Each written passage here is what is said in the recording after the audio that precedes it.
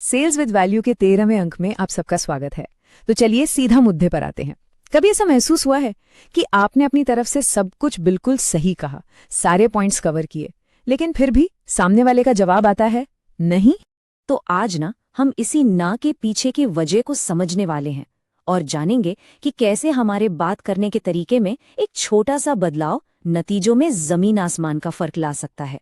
ये एक ऐसा सवाल है जो हम सबको परेशान करता है, खासतौर पर अगर आप सेल्स में हैं तो।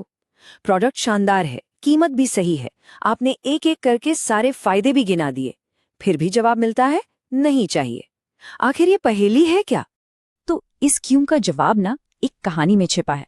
चलिए मिलते हैं अमर से, जो एक सेल्समैन है, और देखते हैं उसका एक बिल्कुल आम सा दिन। तो मिलिए अमर से, एक बहुत ही मेहनती सेल्समैन। पूरे जोश के साथ अपना दिन शुरू करता है।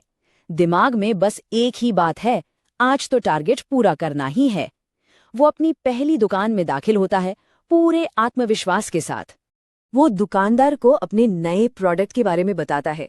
सर, ये नया बिस्किट है, मार्केट में सबसे अच्छा मार्जिन है, स्कीम भी जबरदस्त है, इसकी क्वालिटी बहुत अच्छी है और बच्चे इसे बहुत पसंद करते हैं।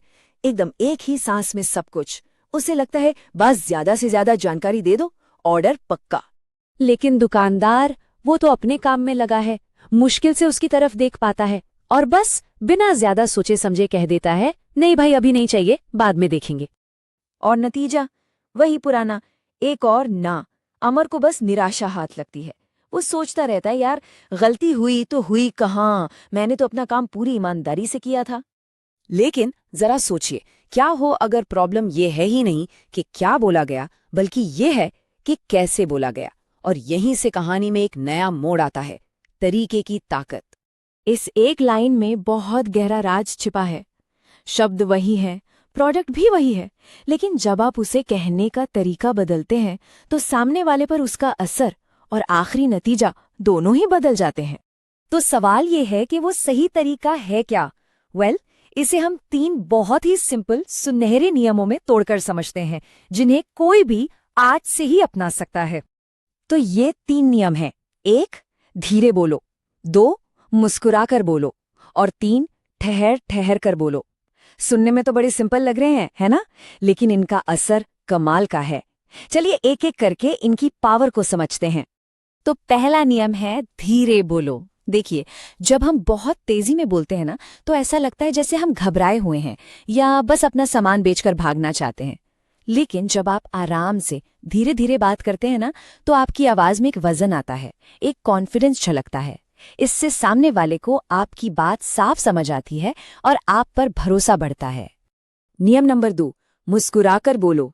देखिए, एक सच्ची मुस्कान सिर्फ चेहरे पे नहीं दिखती, वो आपकी आवाज में भी सुनाई देती है कि नहीं? ये सामने वाले से ना एक इंस्टेंट कनेक्शन बना देती है। लोग उस इंसान को सुनना पसंद करते हैं जो मिलनसार और पॉजिटिव लगता है। और अब तीसरा और शायद सबसे असरदार नियम, ठहर ठहर कर बोलो। मतलब अपनी बात के जो जरूरी पॉइंट्स हैं, उनके बाद एक छोटा सा पॉज लीजिए, एक पल का ठहराओ। ये आपकी बात को वजन देता है और सामने वाले को सोचने का, आपकी बात को समझने का टाइम देता है। तो अब अमर को ये 3 नियम पता चल गए हैं। चलिए वापस उसकी कहानी पर चलते हैं और देखते हैं क्या सच में कुछ बदलता है। तो अमर अगली दुकान पर पहुंचता है, पर इस बार उसके अंदर वो पिछली वाली हताशा नहीं है, बल्कि एक नई स्ट्रैटेजी का कॉन्फिडेंस है। वो इन 3 सुनहरे नियमों को आजमाने के लिए बिल्कुल तैयार है। आप फर्क साफ देख सकते हैं। पहले क्या था? तेज, टेंशन से भरी आवाज बिना रुके।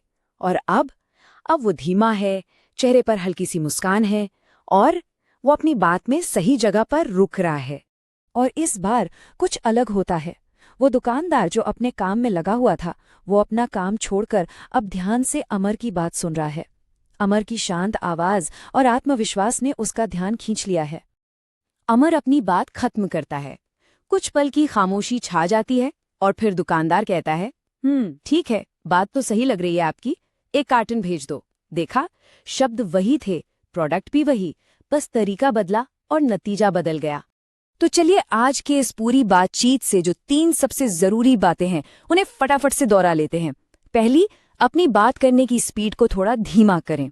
दूसरी, अपनी आवाज में एक मुस्कान लेकर आएं। और तीसरी, अपनी बात में दम लाने के लिए सही जगह पर पॉज लें, यानी ठहरें। हमेशा याद रखिए, बात वही रहती है, तरीका बदलता है तो परिणाम बदलता है।